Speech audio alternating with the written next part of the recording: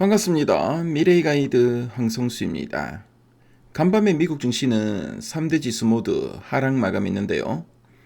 미국 증시의 키워드로는 AI 공포와 소프트웨어 급락, 사무 신용 리스크, 트럼프 관세 불확실성 이 세 가지를 들 수 있겠습니다. 자, 미국 증시를 한마디로 말씀드리면 AI 발전의 역설과 정책 혼란에 흔들렸다라고 말씀드릴 수 있겠는데요.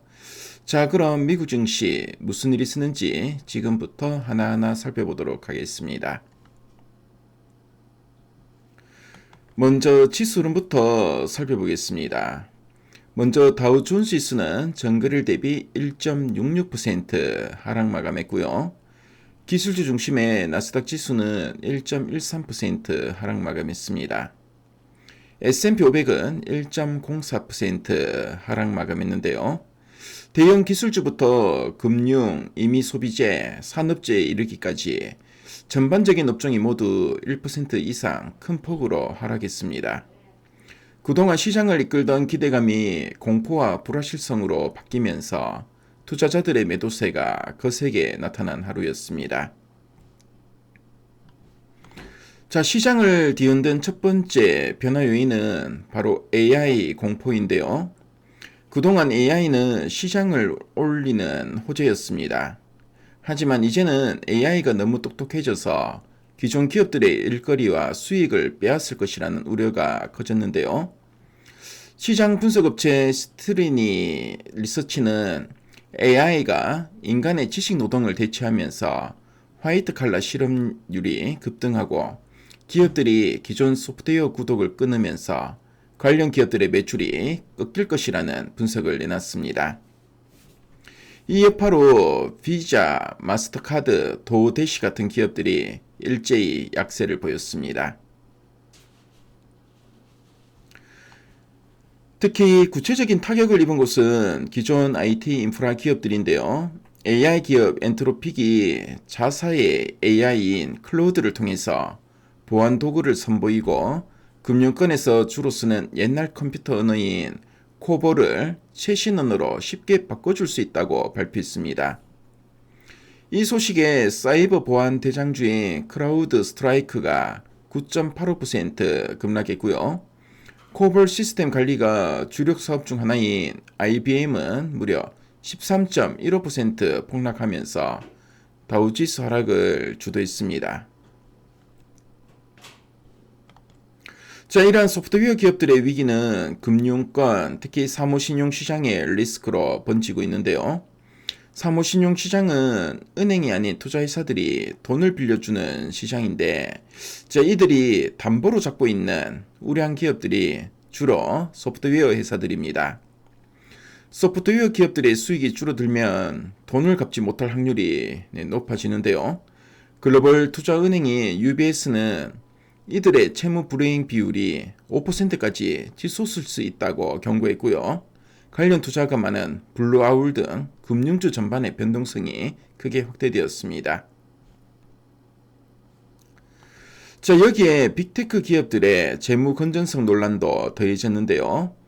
메타 플랫폼은 겉으로는 현금이 많아 보이지만 실제로는 자사주를 사들이는데 돈을 다 쓰고 데이터 센터를 짓기 위해 대차 제조표에 보이지 않는 우회적인 방식으로 수백억 달러의 빚을 냈다는 보도가 나왔습니다. 이에 국제신용평가사 무디스가 빅테크들의 숨겨진 부채를 엄격하게 점검하겠다고 경고하면서 메타의 주가도 2.81% 하락했습니다.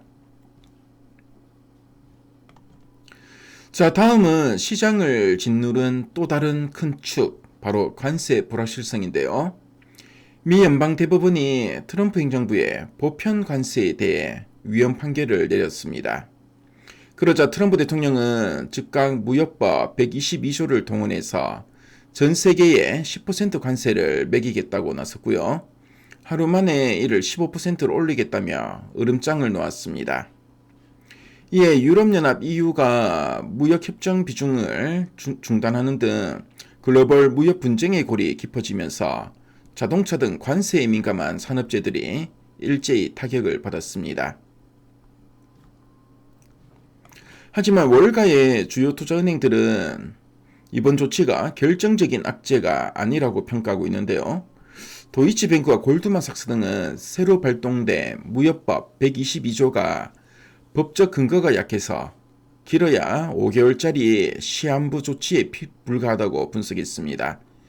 자, 실제로 미국이 자금 조달에 심각한 문제가 있을 때 써야 하는 법인데요. 지금 미국은 채권 발행이나 증시 자금 유입에 전혀 문제가 없기 때문입니다. 야당 역시 연장 불가를 외치고 있고요. 단기적인 충격에 그칠 가능성이 제기되고 있습니다.